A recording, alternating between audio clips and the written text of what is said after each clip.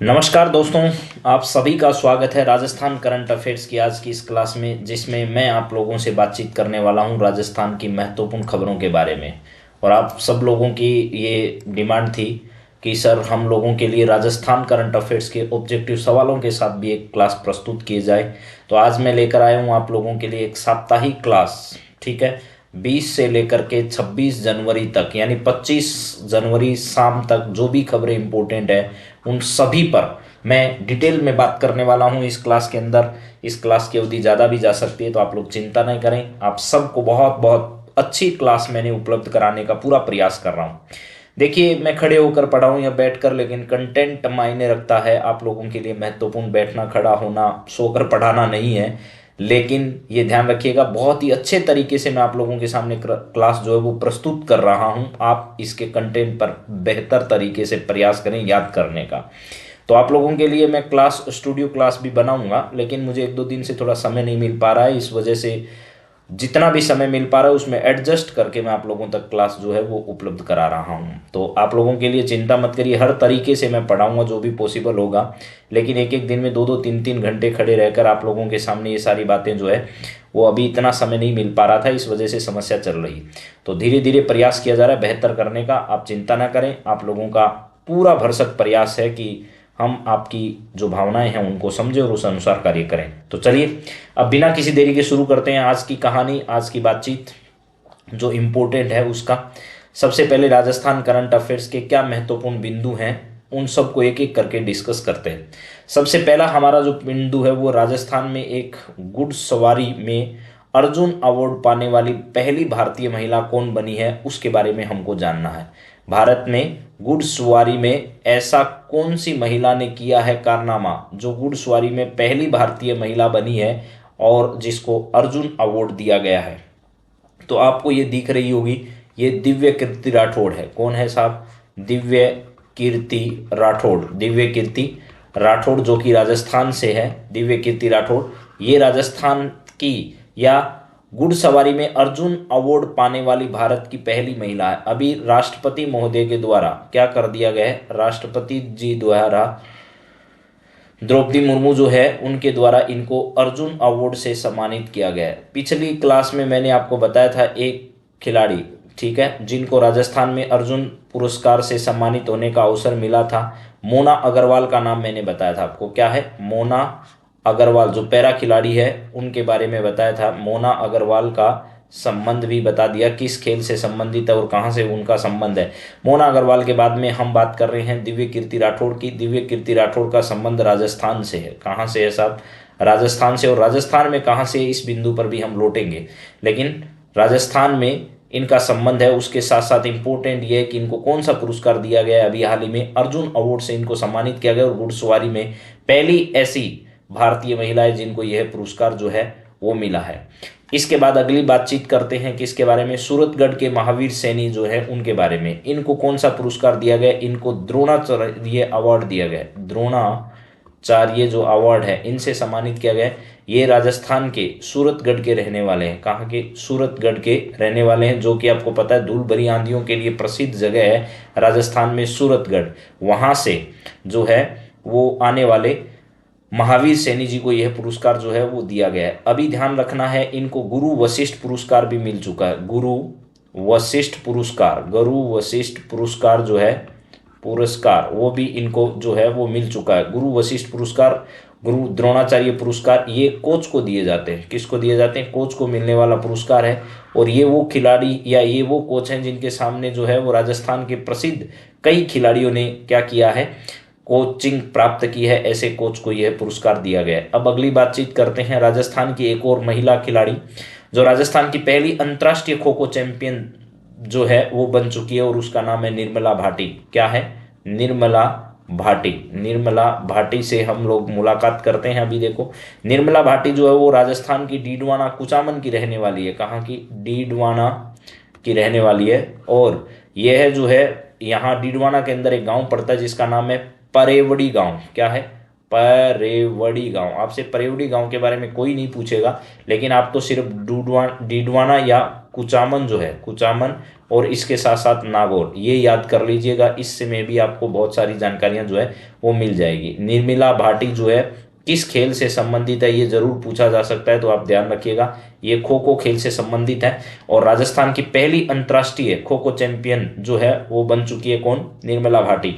तो आपको निर्मला भाटी के बारे में जरूर याद रखना। नागौर, डीडवाना, कुचामन, खेल कौन सा है सर, खो खो खेल है। खो खो में अभी आपको पता होगा भारत की पुरुष और महिला जो है, पुरुष और महिला टीमें जो है उन्होंने नेपाल को हराकर दोनों ने जीत दर्ज की। महिलाओं ने भी नेपाल को हराया, पुरुषों ने भी किसको हराया, नेपाल को हराया। और ये खो खो जो विश्व कप है इसका आयोजन कहाँ पर हुआ था, तो न्यू दिल्ली के अंदर जो है, नई दिल्ली के अंदर इस खो खो विश्व कप का आयोजन किया गया, जिसमें पहला ही विश्व कप था। ये क्या था, ये दिल्ली में आयोजित अब तक का पहला खो खो विश्व कप था, जिसका आयोजन अभी हाल ही में हुआ और उसमें भारत ने जो है पुरुष और महिलाओं दोनों टीमों ने जीत दर्ज की। तो 3 पॉइंट्स मैंने आपके सामने बताए, एक बार फिर वापस रिवाइज कर लो। राजस्थान की रहने वाली दिव्य कीर्ति राठौड़ जो है उसने घुड़सवारी के अंदर अच्छा प्रदर्शन करने की वजह से उन्हें क्या किया गया, अर्जुन पुरस्कार से सम्मानित किया गया अभी हाल ही में द्रौपदी मुर्मू जी द्वारा। इसके अलावा सूरतगढ़ के महावीर सैनी जी को द्रोणाचार्य पुरस्कार के द्वारा जो है वो क्या किया गया था, सम्मानित किया गया था। और राजस्थान की पहली अंतर्राष्ट्रीय खो खो चैंपियनशिप में या पहली चैंपियन जो है वो बनी निर्मला भाटी। निर्मला भाटी राजस्थान के नागौर या कह दीजिए कुचामन या डीडवाना क्षेत्र की रहने वाली है, जिसने इस बार दिल्ली में आयोजित इंदिरा गांधी इंडोर स्टेडियम के अंदर आयोजित खो खो विश्व कप में भारत को सफलता दिलाने में जो है वो हासिल की और पहला विश्व कप आयोजित किया गया जो कि भारत में आयोजित किया गया। चलिए नेक्स्ट बात करते हैं, अब कुछ सवाल जानते हैं जिनके बारे में हमने अभी अभी बातचीत की है, उन सब प्लेयर्स के बारे में। दिव्य कीर्ति सिंह को किस खेल में शानदार प्रदर्शन के लिए अर्जुन अवार्ड से क्या किया गया, सम्मानित किया गया। तो आपको अभी अभी मैंने बताया था, इनको घुड़सवारी जो है, घुड़सवारी की पहली भारतीय खिलाड़ी बन चुकी है, जिनको कौन सा पुरस्कार मिला है, अर्जुन पुरस्कार जो है वो मिल चुका है। आपको पता है राजस्थान की इस बार 2 खिलाड़ियों को यह पुरस्कार मिला है। अर्जुन पुरस्कार जो है वो एक घुड़सवारी के अंदर किसको मिला, दिव्य कीर्ति को। इसके अलावा पैरा ओलंपियन खिलाड़ी कौन है, इसके अलावा है मोना अग्रवाल। इन मोना अग्रवाल और इन दोनों को क्या मिल चुका है, यह पुरस्कार जो है वो मिल चुका है। तो शायद उम्मीद करता हूं कि ये बात आपको समझ में आ गई होगी। क्रिकेट नहीं है साहब, घुड़सवारी इसका राइट आंसर है। निशानेबाजी, बैडमिंटन ये दोनों नहीं है। तो घुड़सवारी के अंदर दिव्य कीर्ति सिंह राठौड़ ने अर्जुन पुरस्कार प्राप्त किया है। दिव्य कीर्ति सिंह को इस साल एशियन गेम्स में शानदार प्रदर्शन के लिए किस पुरस्कार से क्या किया गया, नवाजा गया। अब यहाँ पूछ लिए पुरस्कार, तो अर्जुन पुरस्कार से नवाजा गया। और खेल अगर पूछा जाए तो घुड़ सवारी जो है, घुड़ सवारी, इसके बारे में भी ध्यान रखना है। घुड़ सवारी अर्जुन अवार्ड जो है इससे इनको सम्मानित किया गया है। अब अगर आपसे पूछा जाए कि राजस्थान के ये किस जिले से संबंध रखती है, तो उसकी भी चर्चा अभी अगले सवाल में हम लोग करने वाले हैं। पद्मश्री अवार्ड नहीं, खेल रत्न अवार्ड, खेल रत्न में ही आते हैं कौन से पुरस्कार, अर्जुन अवार्ड जो है वो खेल रत्न पुरस्कारों की एक श्रेणी है। राजीव गांधी खेल रत्न पुरस्कार का नाम बदलकर अब क्या कर दिया गया है, अब आपको पता है मेजर ध्यानचंद खेल रत्न पुरस्कार कर दिया गया है। मेजर ध्यानचंद खेल रत्न पुरस्कार कर दिया गया। खेल रत्न पुरस्कार जो है वो इसका नाम बदलकर कर दिया गया है, जो कि इस वर्ष कितने लोगों को, 4 लोगों को मिला है। आपको पता होगा अर्जुन पुरस्कार जो है वो कुल कितने लोगों को मिला, अर्जुन पुरस्कार कुल कितने लोगों को इस बार जो है वो दिया गया, तो 34 लोगों को अर्जुन पुरस्कार दिया गया। इन 34 लोगों में से 17 लोग जो हैं वो पैरा खिलाड़ी थे। कैसा खिलाड़ी थे, पैरा खिलाड़ी जो है, इनको यह पुरस्कार जो है वो क्या किए गए थे, प्रदान किए गए थे। उसमें से राजस्थान के खिलाड़ी, पैरा खिलाड़ी कौन थी, पैरा खिलाड़ी थी मोना अग्रवाल। पैरा खिलाड़ी मोना अग्रवाल का नाम जरूर ध्यान रखिएगा, पैरा खिलाड़ी जो थी मोना अग्रवाल। और इन 34 में 2 नाम थे, एक तो मोना अग्रवाल का और एक इसके अलावा दिव्य कीर्ति राठौड़ का। तो सारी बात डिटेल्स में मैंने आपसे चर्चा कर ली है, उम्मीद करता हूं कि आपको समझ आया होगा। अगली बात, दिव्य कीर्ति सिंह को किस राज्य से संबंधित है, दिव्य कीर्ति सिंह का संबंध किस राज्य से है जिनको अर्जुन अवार्ड से सम्मानित किया गया, तो पंजाब से नहीं है, राजस्थान से इनका संबंध है। तो राजस्थान ही इसका क्या होगा, राइट आंसर होगा। यूपी नहीं, यूपी के प्रयागराज में अभी कुंभ का आयोजन हो रहा है। प्रयागराज जो है यहाँ पर क्या हो रहा है, कुंभ का आयोजन हो रहा है। पंजाब जो है यहाँ पर आम आदमी पार्टी की सरकार है। क्या है, आम आदमी पार्टी की सरकार है। वो भगवंत मान जो है, भगवंत मान जो है वो ध्यान रखिएगा यहाँ के क्या है, मुख्यमंत्री हैं। ठीक है। गुजरात में आपको पता है जो है वो पिछले दिनों मकर संक्रांति के अवसर पर अंतर्राष्ट्रीय पतंग महोत्सव का क्या किया गया था, आयोजन किया गया था। पतंग महोत्सव का यहाँ पर आयोजन हुआ। इसके अलावा अगला सवाल पूछा गया, दिव्य कीर्ति सिंह किस जिले से संबंधित है? तो राजस्थान में एक है पाली जिला, जी नहीं, यहाँ से नहीं। एक है अजमेर जिला, जी नहीं। एक है चूरू जिला, यहाँ से नहीं, बल्कि इनका संबंध राजस्थान के किस जिले से है? नागौर जिले से। आपको बता दिया दिव्य कीर्ति का संबंध भी नागौर जिले से है। इसके अलावा आपको एक खिलाड़ी का नाम और बताया गया है अभी अभी, जिनका संबंध किससे है? खो खो से है। खो से है। कौन सी भाटी? कौन सी भाटी? जिनका संबंध कहाँ से? खो खो खेल से है और नागौर से ही उनका संबंध है, डीडवाना से। तो यहाँ नागौर इसका क्या होगा? राइट आंसर है। ठीक है। पाली जो है, पाली में एक जगह पड़ती है आप लोगों की, जो कि छाते बनाने का काम वहां पर किया जाता है। पाली में ऐसी कौन सी जगह है जहां पर छतरी जो है उनका क्या किया जाता है? बड़ी व्यापक मात्रा में वहां पर निर्माण होता है, और वो छाते जो हैं वो बड़े प्रसिद्ध भी हैं यहाँ के। बताइए उस जगह का नाम। अजमेर जो है यहाँ पर आरपीएससी का क्या है साहब? मुख्यालय भी है। राजस्थान लोक सेवा आयोग जो है उसका मुख्यालय यहाँ पर है। ये एक संवैधानिक संस्था है। क्या है? एक संवैधानिक संस्था है, ये भी आपको ध्यान रखना, संवैधानिक संस्था है। ठीक है। चूरू जिला जो है राजस्थान का सबसे जो है वो गर्म और ठंडा जिला, राजस्थान का सबसे गर्म और सबसे ठंडा जिला है। इसके अलावा राजस्थान के चूरू जिले की खास विशेषता है यहाँ की चंदन की लकड़ी पर की गई कलाकृति जो है, चंदन की लकड़ी पर की गई कलाकृति जो है वो सबसे बड़ी प्रसिद्ध है यहाँ पर, जो कि विदेशी पर्यटकों को भी दी जाती है। और इसके अलावा मोदी जी ने भी, आपको पता होगा, किस विदेशी मेहमान को भेंट की थी पिछले वर्ष। तो ये सारी बातें आप लोगों के जहन में बनी रहनी चाहिए। अगली बातचीत शुरू करते हैं। अगला, सूरतगढ़ के महावीर सैनी को कौन सा पुरस्कार जो है वो अभी हाल ही में दिया गया है? मैं सब खिलाड़ियों, 3 खिलाड़ियों की मैंने चर्चा की, उनके सारे डिटेल्स में भी सवाल भी करा रहा हूं, तो आप लोग धैर्य से अगर सुनोगे तो सारी बात समझ में आ जाएगी। सूरतगढ़ के महावीर सैनी को कौन सा पुरस्कार जो है वो अभी हाल ही में दिया गया? पद्मश्री अवार्ड नहीं, द्रोणाचार्य अवार्ड से उनको क्या किया गया है? सम्मानित किया गया है। तो द्रोणाचार्य पुरस्कार जो है वो महावीर सैनी सूरतगढ़ के हैं, उनको क्या किया गया? दिया गया। और ध्यान रखिएगा, इनसे पहले इनको गुरु वशिष्ठ पुरस्कार जो है, गुरु वशिष्ठ पुरस्कार जो है वो भी क्या है? मिल चुका है। गुरु वशिष्ठ पुरस्कार भी मिल चुका है।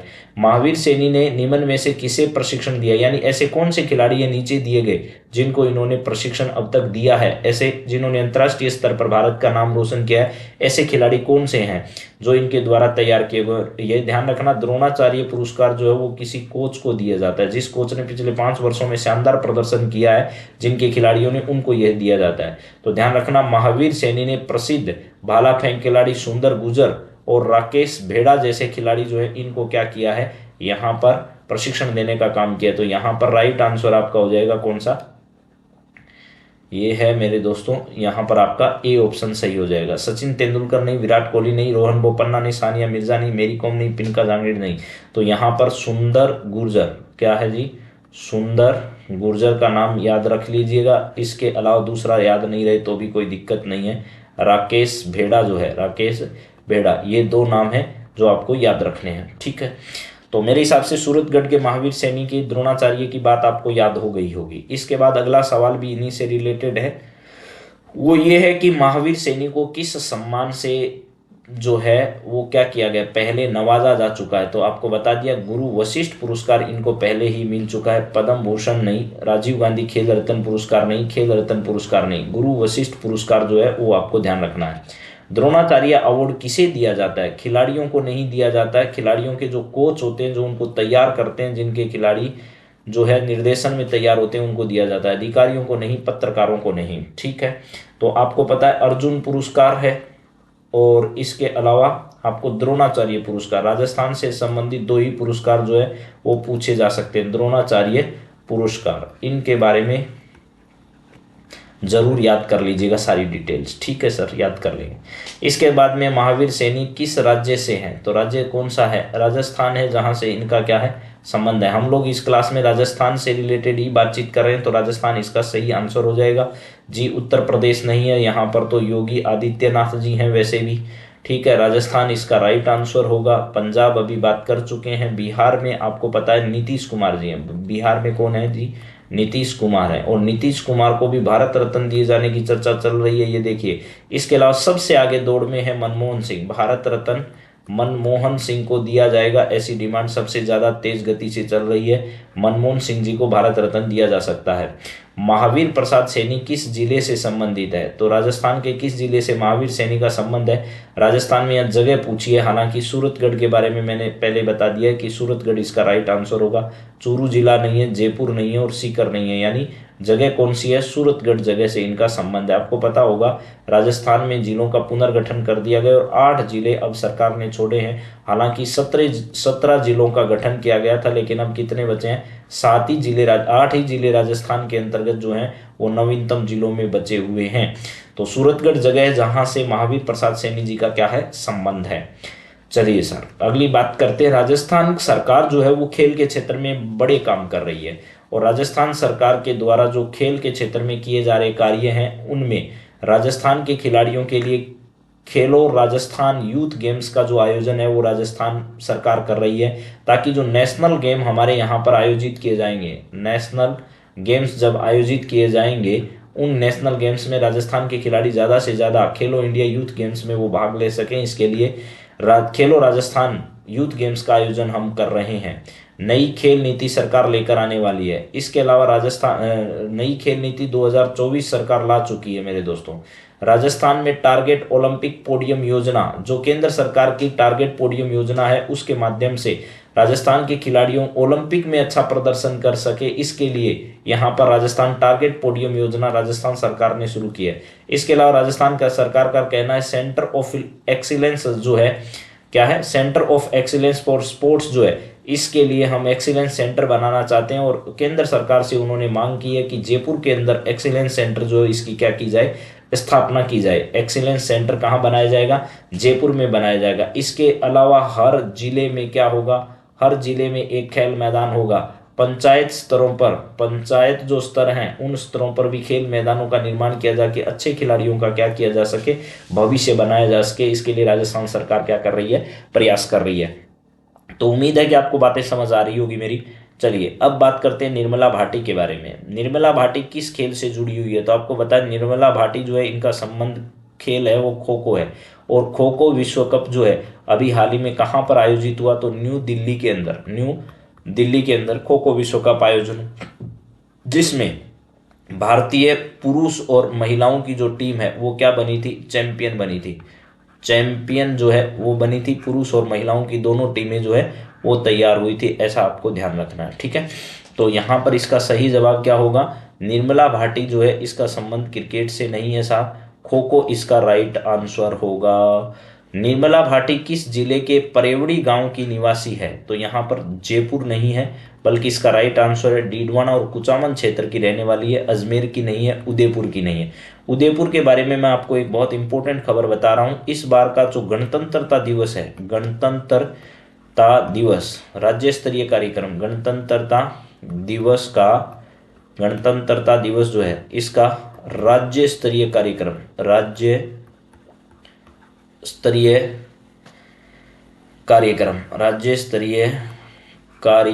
जो है उसका आयोजन कहाँ पर किया जाएगा? इसका आयोजन महाराणा भोपाल सिंह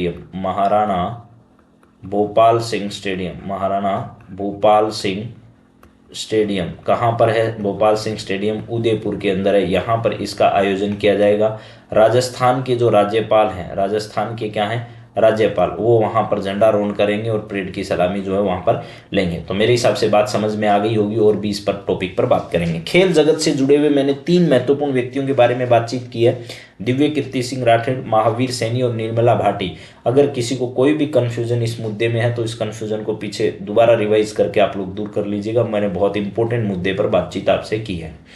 इसके बाद मैं अगली बातचीत को आगे बढ़ा रहा हूं। राजस्थान सरकार ने एक फैसला किया है कि जो 8 नए जिले हमने रखे हैं, पिछली सरकार ने हालांकि 17 जिले बनाए थे, लेकिन इन 17 जिलों में वो सुविधाएं मुहैया नहीं करा पाए जो होनी चाहिए थी।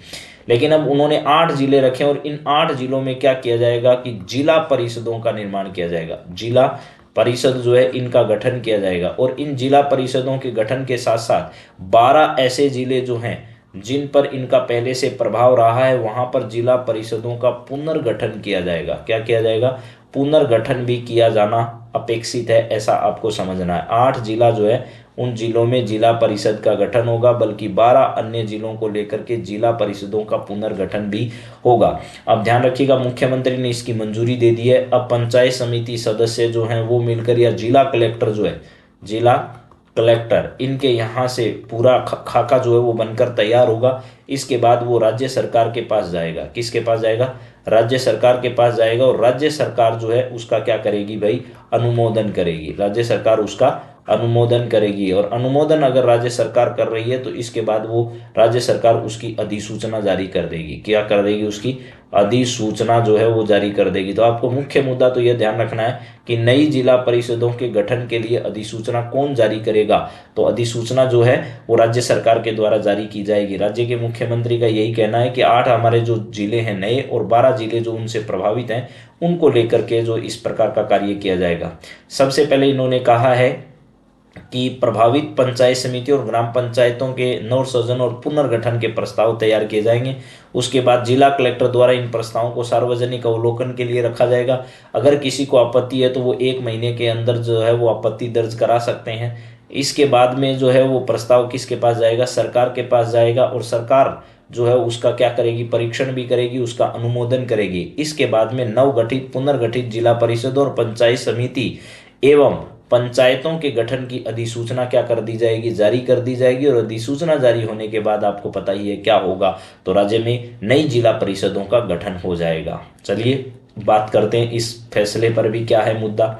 मुख्यमंत्री श्री भजनलाल शर्मा जी ने किस कार्य से संबंधित प्रस्ताव का अनुमोदन अभी हाल ही में किया है? तो नई तहसीलों के गठन से संबंधित कोई बात नहीं हुई है, नई स्कूलों के निर्माण से संबंधित नहीं, सड़क योजनाओं बनाने के लिए नहीं, बल्कि उन्होंने यह भी कहा है कि नई जिला परिषदों का गठन किया जाए और जो प्रभावित 12 जिले हैं उनमें जिला परिषदों का क्या किया जाए? पुनर्गठन किया जाए। 8 जिलों में तो गठन होगा प्लस 12 जिलों में पुनर्गठन की जो प्रक्रिया है वो क्या की जाएगी? शुरू की जाएगी, ताकि जिला परिषदों के गठन होने से स्थानीय स्वशासन की जो कड़ी है, क्या है? स्थानीय स्वशासन की जो कड़ी है, स्वशासन की जो कड़ी है वो भी मजबूत होगी और जिलों के गठन की वास्तविक रूपरेखा उसी समय से क्या होगी? कारगर साबित होगी। तो ये हमको ध्यान रखना है। इसके बाद अगला सवाल है, अगला है प्रस्ताव के अनुसार जिला परिषद के गठन और पुनर्गठन का प्रस्ताव किसके आधार पर तैयार किया जाएगा? यानी जो पूरा प्रस्ताव बनेगा वो किसकी रिपोर्ट के आधार पर या किसके आधार पर बनेगा? तो सबसे पहले ध्यान रखना है जिला कलेक्टर, पंचायत समितियां और ग्राम पंचायत जो है इनके प्रस्ताव पर उसका गठन किया जाएगा। फिर यही जो है उनको क्या करेंगे? पुनर्मूल्यांकन के लिए रखेंगे और 1 महीने का समय देंगे। अगर किसी को आपत्ति है तो आपत्ति दर्ज करा सकते हैं। अगर 1 महीने बाद आपत्ति नहीं आती है तो वो राज्य सरकार के पास भेजा जाएगा और राज्य सरकार उसकी क्या करेगी भाई? अधिसूचना जारी कर देगी। राज्य सरकार उसकी क्या कर देगी? अधिसूचना जारी करने का काम करेगा। नए विश्वविद्यालय नहीं, शहरी विकास योजना भी नहीं है और नए नगर निगम का भी गठन से संबंधित नहीं है। तो ये मुझे लगता है कि आप लोग इन बातों को समझ पा रहे होंगे। चलिए अगली बातचीत क्या है सर? अगला मुद्दा है पंचायती राज अधिनियम के तहत क्या कार्य किया जाएगा? तो राजस्थान सरकार पंचायती राज जो अधिनियम है उस पंचायती राज अधिनियम के अंतर्गत ही क्या करने जा रही है? नए पुलिस स्टेशन नहीं खोल रही है, नए जिला परिषदों का गठन और कुछ जगह पुनर्गठन करने जा रही है। तो नई अदालतों से संबंधित भी कुछ नहीं है, स्कूलों के निर्माण के लिए इतनी बड़ी प्रक्रिया करने की जरूरत नहीं है। तो पंचायती राज अधिनियम के तहत ही ये 1 महीने का समय दिया जाता है और ये सारे कार्य जो हैं वो किए जाते हैं। तो जिला परिषदों का गठन किया जाएगा राजस्थान में। अब अगला सवाल जिसकी मैं थोड़ी देर पहले आपसे बातचीत कर रहा था वो है उदयपुर के महाराणा भोपाल स्टेडियम के अंतर्गत जो है वो गणतंत्रता दिवस का राज्य स्तरीय कार्यक्रम जो है वो आयोजित किया जाएगा। देखिए हम लोग जो है वो अभी 76वां गणतंत्रता दिवस मनाएंगे और देश जो है वो 26 जनवरी को अपने संविधान के लागू होने के 75 वर्ष पूर्ण कर चुका होगा, ऐसा आपको ध्यान रखना है। तो उदयपुर के महाराणा भोपाल स्टेडियम में गणतंत्र दिवस के अवसर पर आयोजित राज्य स्तरीय समारोह में राजस्थान के 2 अतिरिक्त पुलिस महानिदेशक जो एडीजी हैं उनको राष्ट्रपति पुलिस पदक और 15 अन्य पुलिस अधिकारी और कर्मचारियों को पुलिस पदक से क्या किया जाएगा, सम्मानित। यानी एक तरफ पुलिस पदक है, एक तरफ राष्ट्रपति पुलिस पदक है, दोनों में अंतर है, ध्यान रखना है। ठीक है, कुल मिलाकर 2 + 15 यानी 17 लोगों को क्या करेंगे, राज्यपाल हरिभाऊ बागड़े जो है वो सम्मानित करने वाले हैं। तो यहाँ ध्यान रखना, राजस्थान के राज्यपाल हरिभाऊ कृष्णराव बागड़े इस कार्यक्रम में मुख्य अतिथि उपस्थित रहकर अन्य अधिकारियों को इस समय क्या करेंगे, वो सम्मानित करने वाले हैं। तो देखिए इंपॉर्टेंट खबर मैं एक बार वापस रिपीट कर देता हूँ। 26 जनवरी को आयोजित होने वाला कार्यक्रम, 26 जनवरी 2025 का राज्य स्तरीय जो कार्यक्रम है, कौन सा स्तरीय साहब, राज्य स्तरीय कार्यक्रम, राज्य स्तरीय कार्यक्रम। ये राज्य स्तरीय कार्यक्रम कहाँ पर आयोजित होगा, तो राजस्थान के एक जिला है जिसका नाम है उदयपुर। उदयपुर के महाराणा भोपाल स्टेडियम में इसका आयोजन किया जाएगा। इस कार्यक्रम में परेड अगर या मुख्य अतिथि के तौर पर राजस्थान के राज्यपाल जो है वो क्या होने वाले हैं, शामिल होने वाले हैं। राज्य के राज्यपाल जो है वो 15 + 2 लोगों को सम्मानित करेंगे। 15 लोगों को पुलिस पदक दिया जाएगा, बल्कि 2 लोगों को राष्ट्रपति पुलिस पदक से क्या किया जाएगा, सम्मानित किया जाएगा। वो 2 लोग कौन होंगे, अभी उस पर भी चर्चा करते हैं। देखिए उदयपुर के महाराणा भोपाल स्टेडियम में जो कार्यक्रम आयोजित होगा, उस कार्यक्रम में एडीजी सचिन मित्तल जो है, एडीजी कौन है, सचिन मित्तल, सचिन मित्तल प्लस इनके साथ साथ जो है ADG S Sengathir, S Sengathir जो है, सेंगाथिर, इनको क्या किया जाएगा भाई साहब, इनको सम्मानित किया जाएगा। कौन से सम्मान से, इनको राष्ट्रपति पुलिस पदक से सम्मानित किया जाएगा। राष्ट्रपति पुलिस पदक जो है, राष्ट्रपति पुलिस पदक से सम्मानित किया जाएगा। इसके अलावा 15 जो हैं उनको पुलिस पदक जो है वो दिया जाएगा। कुल मिलाकर 17 लोगों का सम्मान इस समारोह में किया जाएगा राज्यपाल हरिभाऊ बागड़े के द्वारा। देखिए यहाँ पूछा गया है आप लोगों से सवाल कि गणतंत्रता दिवस का राज्य स्तरीय जो कार्यक्रम है ये कहाँ पर आयोजित होगा, तो राजस्थान के जयपुर में एसएमएस स्टेडियम में अक्सर होता है, लेकिन इस बार इसका आयोजन उदयपुर के महाराणा भोपाल स्टेडियम में किया जाएगा। कहाँ पर, महाराणा भोपाल स्टेडियम, महाराणा भोपाल, भोपाल सिंह आपको पता होगा अंतिम यहाँ के महाराजा थे भोपाल सिंह, उनके नाम पर रखे गए स्टेडियम, कॉलेज, काफ़ी स्कूल्स वहाँ निर्माण किए गए। इसके अलावा सीकर जिले में ही नहीं और भरतपुर जो है इसको क्या बनाया जाएगा, राज्य के मुख्यमंत्री का कहना है कि इसे पर्यटन हब के रूप में विकसित किया जाएगा। राज्य के भरतपुर जिले को किस रूप में विकसित किया जाएगा, इसे पर्यटन हब के रूप में विकसित किया जाएगा। राज्य स्तरीय जो गणतंत्रता दिवस समारोह है वो कहाँ पर आयोजित होगा, वो आपका उदयपुर के अंदर आयोजित होगा, जोधपुर के अंदर नहीं, बीकानेर के अंदर नहीं। बीकानेर में अभी हाल ही में ऊंट महोत्सव जो है, ऊंट महोत्सव ये मनाया गया। इसके अलावा एक बात ध्यान रखना, जैसलमेर के अंदर, जैसलमेर के अंदर क्या हो रहा है, मरु महोत्सव का आयोजन किया जाएगा फरवरी में। मरु महोत्सव का आयोजन जो है वो कहाँ पर होगा, फरवरी के अंदर यहाँ पर किया जाएगा। अभी हाल ही में एक जगह है अजमेर के अंदर जिसका नाम है सांभर, क्या है भाई, सांभर। अभी हाल ही में सांभर महोत्सव मनाया जा रहा है। सांभर में बड़ी संख्या में अलग अलग प्रजाति के पक्षी यहाँ हैं। सांभर महोत्सव जो है वो कहाँ पर मनाया जा रहा है, तो ये सांभर महोत्सव मनाया जा रहा है मेरे दोस्तों, कहाँ पर, सांभर में। सांभर झील के बारे में आप लोगों ने सबने सुना होगा। इसके बाद में अगली बातचीत करते हैं। देखिए यहाँ पर लिखा हुआ है राजस्थान के 2 अतिरिक्त पुलिस महानिदेशक एडीजी को किस पुरस्कार से सम्मानित किया जाएगा। एक तो आपको नाम बता दिया है सचिन मित्तल, क्या है, सचिन मित्तल जो है वो, एक सेंगाथोर, इन 2 लोगों को, ठीक है, क्या किया जाएगा, एस सेंगाथोर, इन 2 लोगों को राष्ट्रपति पुलिस पदक से सम्मानित किया जाएगा। एडीजी जिनको 2 अतिरिक्त पुलिस महानिदेशक को किस पुरस्कार से सम्मानित किया जाएगा, तो पद्मश्री से सम्मान नहीं मिलेगा, बल्कि किस सम्मान से सम्मानित किया जाएगा इनको, पद्मश्री पुरस्कार से नहीं भाई। तो सर किस पुरस्कार से सम्मानित करेंगे हम लोगों को, तो यहाँ पर पुलिस पदक जो है वो सीधा नहीं है, राष्ट्रपति पुलिस पदक इसका राइट आंसर होगा। खेल रत्न पुरस्कार नहीं, खेल रत्न पुरस्कारों के बारे में सारी डिटेल हमने बातचीत कर ली है। तो यहाँ पर अगला सवाल है, गणतंत्रता दिवस के अवसर पर उदयपुर के महाराणा भोपाल स्टेडियम में आयोजित राज्य स्तरीय समारोह में कितने पुलिस अधिकारी कर्मचारियों को पुलिस पदक से सम्मानित किया जाएगा, तो यहाँ पर पुलिस पदक जो है वो 15 लोगों को दिए जाएंगे और राष्ट्रपति पुलिस पदक 2 लोगों को दिए जाएंगे। अलग अलग सवाल है, ध्यान रखना, थोड़ा सा गड़बड़ होती मामला जो है वो पूरा गड़बड़ हो जाता है। तो आप लोग सब सजग श्रोताओं की तरह जो है वो क्लास को सुनेंगे, मस्त श्रोताओं की तरह नहीं, मस्त श्रोता मस्ती रह जाते हैं बाद में। तो आप लोगों को थोड़ा ध्यान से इन चीज़ों को याद करना है। चलिए अगले सवाल पर बात करते हैं। अगली पॉइंट्स जो हैं वो मेरे पास हैं, खनिजों की ई नीलामी। ध्यान से सुनिएगा, जो सवाल आपसे पूछा जा सकता है। राजस्थान जो है वो खनिजों का भंडार है, खनिजों का अजायब घर है, ये ध्यान रखना। राजस्थान में खनिज जो है इनकी ई नीलामी के लिए, खनिजों की क्या करने के लिए, ई नीलामी के लिए।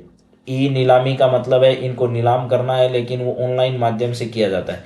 ऑनलाइन की प्रक्रिया के लिए मुख्यमंत्री ने निर्देश जारी कर दिए। इसको लेकर के राजस्थान के 3 जिले आपको बता रहा हूँ। एक तो है राजस्थान का जैसलमेर जिला, कौन सा है, जैसलमेर जिला। एक है राजस्थान का कोटा जिला। इन दोनों के अंदर राजस्थान में जो है लाइमस्टोन के, किसके भाई, लाइमस्टोन पत्थर है, लाइमस्टोन, इनके भंडारों के लिए ई नीलामी जो है वो की जाएगी। पहली बात याद रखना है। दूसरी बात, एक जगह है जिसका नाम है चौथ का बरवाड़ा, जो कि सवाई माधोपुर में है। चौथ का बरवाड़ा, ये चौथ का बरवाड़ा कहाँ पर है, सवाई माधोपुर जिले में है। सवाई माधोपुर, जहाँ पर रणथंबोर टाइगर रिजर्व है। सवाई माधोपुर, सवाई माधोपुर में ये क्या है, टाइगर रिजर्व है। यहाँ पर क्या किया जाएगा, इस प्रकार की व्यवस्था की गई है। यहाँ पर जो है वो जिंक, क्या है जी, जिंक, इसके भंडार जो है इनके लिए ई नीलामी की जा रही है। दूसरी बात बता देता हूँ, राजस्थान में खनिज जो हमारे हैं, इन खनिजों का योगदान राजस्थान की अर्थव्यवस्था में बड़ा है, और 3.4% राजस्थान की जीडीपी में इसका योगदान है। 3.4% योगदान है। फिर हम लोग इसको जो है 29-30 का जब तक वर्ष आएगा, 2029-30 का वर्ष आएगा, तब हम लोग इस 3.4 को बढ़ाकर 5% जीडीपी में योगदान कर देंगे।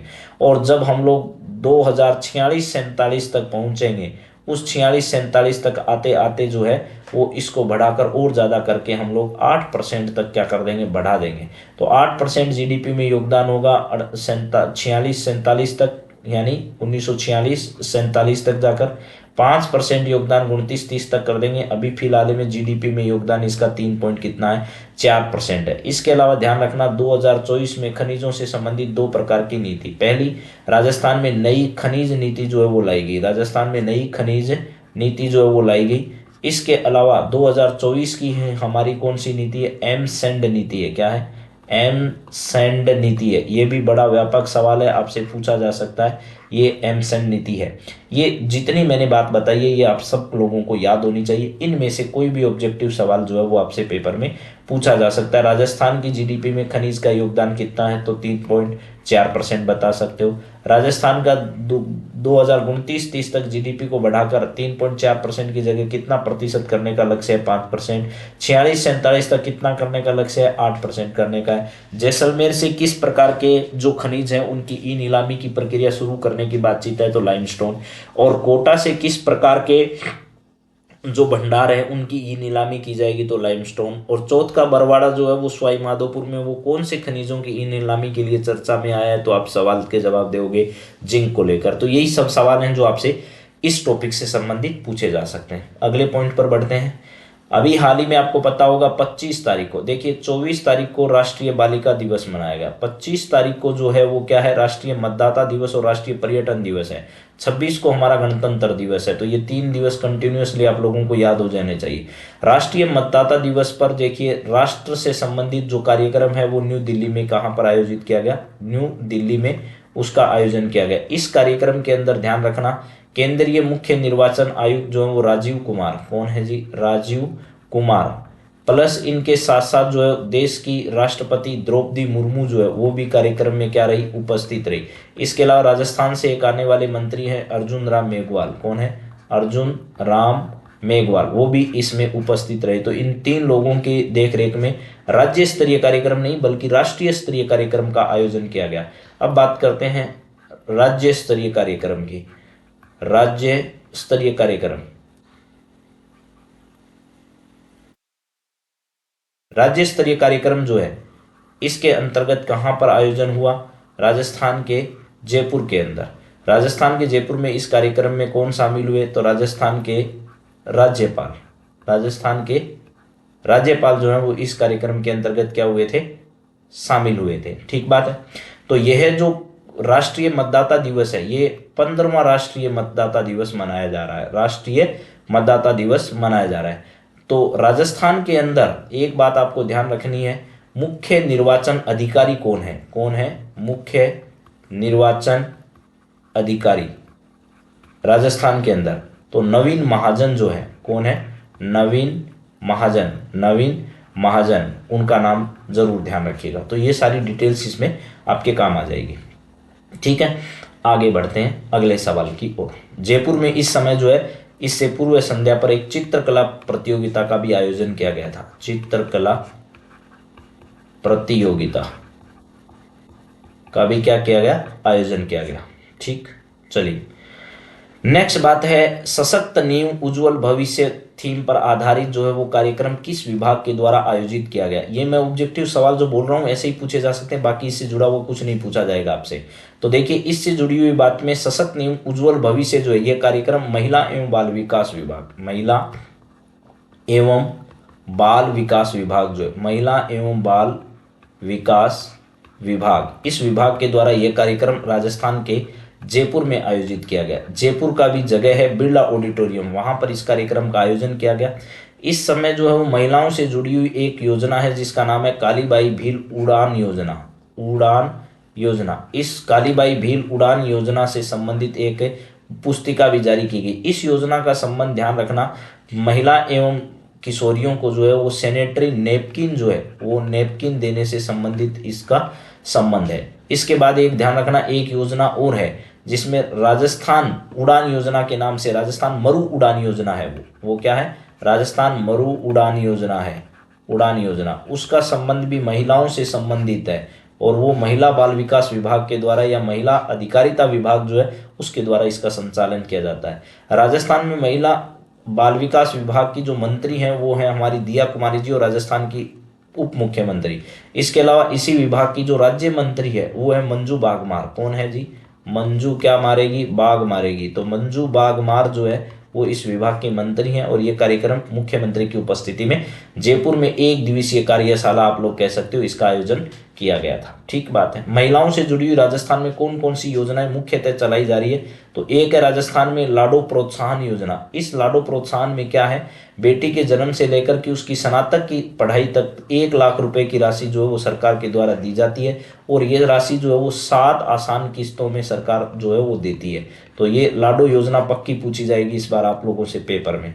फिर है मुख्यमंत्री नारी शक्ति उद्यम प्रोत्साहन योजना। उद्योग, छोटे मोटे उद्योग लगाने वाली महिलाओं को आसान ऋण उपलब्ध करवाने के लिए। कालीबाई भील महिला संबल शिक्षा सेतु योजना, इसमें निःशुल्क जो है वो माध्यमिक और उच्च माध्यमिक शिक्षा जो है वो हासिल करने के अवसर जो है वो दिए जाते हैं। बहुत इंपॉर्टेंट है। शिक्षा सेतु योजना का नाम आपने सुना होगा केवल, लेकिन आजकल इसका पूरा नाम है कालीबाई भील महिला संबल शिक्षा सेतु योजना, जिसमें माध्यमिक और उच्च माध्यमिक तक की जो है वो शिक्षा निःशुल्क उपलब्ध कराने के लिए शुरू की गई है।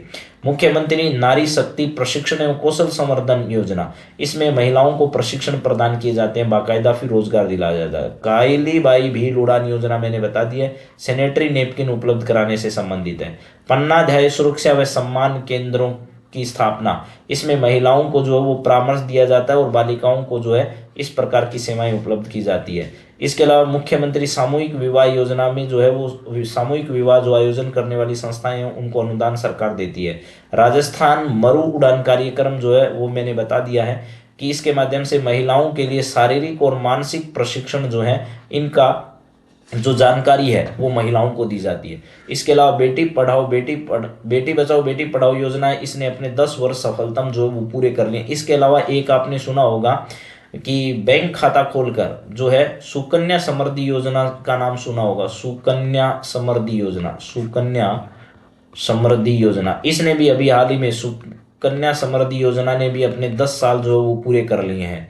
इसके बाद में प्रधानमंत्री मातृ वंदना योजना जो है, इस योजना के तहत जो है गर्भवती महिलाओं को प्रथम संतान के जन्म पर जो है वो 5,000 रुपए की राशि देती थी, लेकिन अब इस राशि को बढ़ाकर कितना कर दिया, 6,000 रुपए कर दिया, 6,500 रुपए, सॉरी 6,500 यानी 6500 रुपए अब जो है वो दी जाती है। चलिए, आंगनबाड़ी केंद्रों में क्या कर दिया, अमृता आहार योजना आपने सुना होगा, अमृता आहार योजना, अमृत आहार योजना, अमृत आहार योजना जो है, इसमें जो है वो 3 से लेकर 6 साल तक के बच्चों को सप्ताह में 3 दिन जो है वो दूध देने की व्यवस्था की गई है। तो ये सारी योजनाएं आपके लिए बड़ी इंपॉर्टेंट है, बड़ी महत्वपूर्ण है। अगली बातचीत हम लोग करते हैं राम सेतु जल परियोजना के बारे में। राजस्थान सरकार ने पूर्वी राजस्थान नहर परियोजना कह दो या आप पीकेसी परियोजना कह दो, पीकेसी परियोजना, ठीक है, पार्वती और फिर आपकी काली सिंध और चंबल, ये नाम बदल दिया गया था, लेकिन अब वापस इसका नाम बदल कर क्या कर दिया गया, राम जल सेतु, राम जल सेतु परियोजना इसका नाम कर दिया गया। राम मंदिर की प्राण प्रतिष्ठा के अवसर पर इसका नाम बदलकर राम जल सेतु परियोजना कर दिया गया। ये राजस्थान के मुख्यमंत्री जो इस समय इसका पोस्टर विमोचन करते हुए आपके सामने है। ये जो योजना, इसके माध्यम से 2054 तक राजस्थान के कितने जिले, 17 जिले हैं जिनको पेयजल का पानी जो है वो उपलब्ध हो पाएगा। समझ गए। ये योजना जो है वो राजस्थान और मध्य प्रदेश की, किसकी, राजस्थान और एमपी की एक संयुक्त योजना है। चलिए, इसके बाद में अगली बातचीत करते हैं। इस पर कुछ सवाल मैंने रखे हैं, देखिएगा। संशोधित पार्वती काली सिंध चंबल लिंक परियोजना का नया नाम अब क्या कर दिया गया है, तो इसका नाम कर दिया गया राम सेतु जल संकल्प योजना जो है, या जल परियोजना, राम सेतु जल परियोजना, इसका नामकरण अब कर दिया गया राम जल सेतु लिंक परियोजना। देखो, पहला नहीं है, पहले में संकल्प शब्द है, ये एकदम सही आंसर नहीं है। सही आंसर इसका 2 नंबर पर है, राम जल सेतु लिंक परियोजना इसका क्या है, नाम है। इसमें अतिरिक्त जल जो होगा, चंबल नदी की सहायक नदियां, कुनू जैसी नदी है, उन नदियों में इसका पानी जो क्या किया जाएगा, छोड़ा जाएगा। इसके बाद में भजनलाल सरकार ने पीकेसी का नया नाम क्या रखा है तथा इसका उद्देश्य क्या है। राम जल सेतु लिंक परियोजना, इसका उद्देश्य है कि 40% जो राजस्थान की आबादी है उसको पेयजल क्या किया जाए, उपलब्ध कराया जाए, उसको पीने का पानी जो है वो स्वच्छ मिल सके, ये उसका लक्ष्य है। ठीक बात है। तो यहाँ पर ध्यान रखिएगा, 17 दिसंबर की डेट आपको याद होगी, 17 दिसंबर 2024 को देश के प्रधानमंत्री प्लस मध्य प्रदेश और कौन सा, एमपी और राजस्थान के मुख्यमंत्री की उपस्थिति में एक कलश रखा गया जिसका नाम ही रखा गया था राम जल सेतु, राम जल सेतु। उसी के अंतर्गत जो है इन दोनों नदियों का जो वो पानी क्या किया गया था, प्रवाहित किया गया था मध्य प्रदेश और राजस्थान की तरफ से, और अब उसका नामकरण भी क्या कर दिया गया, वापस बदल दिया गया। चलिए, राम जल सेतु लिंक परियोजना के तहत कितने प्रतिशत आबादी को पेयजल मिलेगा, तो अभी बताया 40% आबादी जो है उसको पेयजल उपलब्ध कराने के लिए इस प्रकार की योजना संचालित है। राजस्थान के 17 जिले इससे क्या होंगे, लाभान्वित होंगे। राजस्थान के 17 जिले इससे लाभान्वित होंगे। राम जल सेतु लिंक परियोजना किस 2 राज्यों के बीच संचालित है, तो इसका सही एमपी और राजस्थान है। जवाब राजस्थान प्लस एमपी की एक संयुक्त परियोजना जो है वो ये वाली परियोजना हो गई है। तो यहाँ पर राजस्थान उत्तर प्रदेश नहीं है, राजस्थान मध्य प्रदेश इसका सही जवाब है। इसके अलावा यमुना जल समझौता जो है, यमुना जल समझौता, ये यमुना नदी का जल समझौता जो है वो कौन से 2 राज्यों के बीच अभी हो रहा है, तो ये भी राजस्थान और हरियाणा के बीच, राजस्थान और कहाँ पर, हरियाणा के बीच इस प्रकार का समझौता जो है वो किया जा रहा है। चलिए नेक्स्ट बात करते हैं। 17 दिसंबर को प्रधानमंत्री नरेंद्र मोदी की मौजूदगी में राम जल सेतु लिंक परियोजना जो है इसके एमओयू के दौरान पार्वती, काली सिंध और चंबल नदियों का जल किस में प्रवाहित किया गया, तो राम सेतु जल संकल्प जो कलश रखा गया था उसमें उसको प्रवाहित किया गया था, राम सेतु। यानी कि आप अंदाजा लगा लीजिए कि ये मैच फिक्स था एक तरीके से। 17 दिसंबर को जब देश के प्रधानमंत्री ने क्या किया था, इसका उद्घाटन किया था, उसी समय राम सेतु जल संकल्प कलश रखा था, तो उसी का नाम अब बदल कर इस पर कर दिया गया। यानी कि एक तरीके से फिक्स था कि भाई जिस दिन राम मंदिर का जो प्राण प्रतिष्ठा का दिन आएगा उस दिन आप इसका नाम बदल कर क्या कर दीजिएगा, राम सेतु जल लिंक परियोजना इसका नामकरण कर दीजिएगा। तो ये मुख्यमंत्री जी ने कर दिया है। चलिए अगली बातचीत करते हैं नवीकरणीय। इस पर सवाल आपसे पूछा जाएगा, वो मैं बोल रहा हूँ, हालांकि उसका सवाल मैंने नहीं डाला है। कई कई विषयों पर मैंने सवाल नहीं लिखे, मैं आपको लोगों को बता देता हूँ पहले ही, ठीक है। नवीकरणीय ऊर्जा व पर एक क्षेत्रीय समीक्षा बैठक का आयोजन राजस्थान के किस शहर में किया गया, तो आपसे सीधा जवाब देना जयपुर में। क्या है, नवीकरणीय ऊर्जा पर क्षेत्रीय बैठक का आयोजन कहाँ पर किया गया, जयपुर में, जिसमें केंद्रीय नवीकरणीय ऊर्जा मंत्री प्रहलाद जोशी जो है वो उपस्थित रहे। कई राज्यों के ऊर्जा मंत्री भी इस समय उपस्थित रहे। इसके अलावा केंद्र के नवीकरणीय ऊर्जा मंत्री और ऊर्जा मंत्री सब लोग इस कार्यक्रम में क्या रहे, उपस्थित रहे। और उन्होंने कहा कि भारत को 2030 तक 500 मेगावाट जो है, 500 गीगावाट जो है वो अक्षय ऊर्जा हम भारत में पैदा करके रहेंगे 2030 तक। इस समय राजस्थान के जो मंत्री और मुख्यमंत्री जी हैं उनका कहना कुछ अलग था। उनका कहना था 2030 तक हम राजस्थान वाले क्या करेंगे, 125 जो वोट है इसकी क्षमता को हम लोग क्या कर लेंगे, हासिल कर लेंगे। जैसे देखिएगा राजस्थान की जो नई नीति है उसके अनुसार 125 गीगावाट जो है, यहाँ पर मैंने मेगावाट तो नहीं लिख दिया कहीं, 125 गीगावाट जो है इसकी क्षमता को हम लोग क्या कर लेंगे, हासिल कर लेंगे 2030 तक। ये किसका लक्ष्य है, ये राजस्थान का लक्ष्य है। और ये किसका लक्ष्य है, ये है भैया जी भारत का यानी देश का लक्ष्य है। तो ये आपके सामने रीजनल रिव्यू मीटिंग जो है इसका आयोजन किया गया था, कहाँ पर, जयपुर के अंदर। राजस्थान के मुख्यमंत्री ये प्रहलाद जोशी जी आपके सामने, ये मध्य प्रदेश हरियाणा के ऊर्जा मंत्री भी आपके सामने हैं। तो ये पूरी बात आप लोगों को पहले भी मैं पूरी पढ़ा चुका हूँ। सवाल एक ही बन रहा है यहाँ, नवीकरणीय ऊर्जा पर क्षेत्रीय समीक्षा बैठक का आयोजन कहाँ किया गया, जयपुर में। अगला सवाल ये बन रहा है कि भारत जो है वो 500 गीगावाट रिन्यूएबल एनर्जी या नवीकरणीय ऊर्जा का लक्ष्य कब तक का रखा है, 2030 तक का रखा है, जबकि राजस्थान ने यह लक्ष्य जो है 125 गीगावाट का रखा है जो कि 2030 तक उसको पूरा करना है। चलिए अगली बातचीत करते हैं। अगली बातचीत में यह है कि मुख्यमंत्री ने जो है वो स्वच्छ ऊर्जा नीति जो राजस्थान की है, राजस्थान ने अपनी स्वच्छ ऊर्जा नीति 2024 जो है वो भी जारी कर दी है। और उसी ऊर्जा नीति के बलबूते पर कहा है कि 2030 तक हम 125 गीगावाट जो अक्षय ऊर्जा है उसका लक्ष्य क्या कर लेंगे, प्राप्त कर लेंगे। ठीक है साहब। अगला सवाल, राजस्थान में एक कार्यक्रम और चलाया जा रहा है महिलाओं के लिए जिसका नाम है राजस्थान मरु उड़ान कार्यक्रम। मैंने अभी अभी बताया था कि महिलाओं को जो है विभिन्न प्रकार के रोगों के संदर्भ में जानकारी, उनके स्वास्थ्य के संदर्भ में जानकारी देने के लिए राजस्थान में एक कार्यक्रम चलाया जा रहा है जिसका नाम है राजस्थान मरु उड़ान कार्यक्रम। राजस्थान मरु उड़ान कार्यक्रम याद कर लीजिएगा, बहुत इंपॉर्टेंट है। यह जो है महिला अधिकारिता विभाग द्वारा संचालित है। महिला अधिकारिता विभाग जो है, अधिकारिता विभाग, इसके द्वारा इसका क्या किया जा रहा है, संचालन किया जा रहा है। तो अभी हाल ही में आपसे पूछा जा सकता है कि भैया ये बताइए कि राजस्थान मरु उड़ान कार्यक्रम जो है इसका संबंध किससे है या ये कार्यक्रम कैसे चलाया जा रहा है, तो आप बता देंगे। एक इंपॉर्टेंट टॉपिक जो आपके सामने मैंने लिखा है वो है देश भर में मेजनल मिनरल ब्लॉक के ऑक्शंस में राजस्थान पहला नंबर। हालांकि ये 19 तारीख की क्लास में भी मैं बता चुका हूँ। मेजर मिनरल्स का मतलब वृहद प्रकार के जो मिनरल्स हैं या खनिज हैं उनकी नीलामी के मामले में राजस्थान को कौन सा पुरस्कार दिया जा चुका है, पहला पुरस्कार जो है वो दिया गया है। और ये कौन से वर्ष का, 2023-24 का है। ये मैंने सारी बात पिछली क्लास में आपको डिटेल से बताई है। तो उम्मीद करता हूं कि बेहतर तरीके से ये सारी बातें आपको समझ आई होगी। मैंने बहुत सारी चीज़ों को इस क्लास में कवर करने का प्रयास किया है, फिर भी कुछ बातें छूट गई है, कुछ पर ऑब्जेक्टिव सवाल नहीं आ पाए हैं, तो आगे धैर्य रखिएगा। सब तरीके के सवालों को मैं कवर करने का प्रयास करूंगा। इसी प्रकार आप लोग क्लास के साथ बने रहिए, क्लास को देखते रहिए, आनंद लेते रहिए, सवालों पर फोकस करिए अन्य मुद्दों को छोड़कर। तो आप सबका बहुत बहुत धन्यवाद है। इसी प्रकार बढ़ते रहिए। जय हिंद, राधे राधे भैया।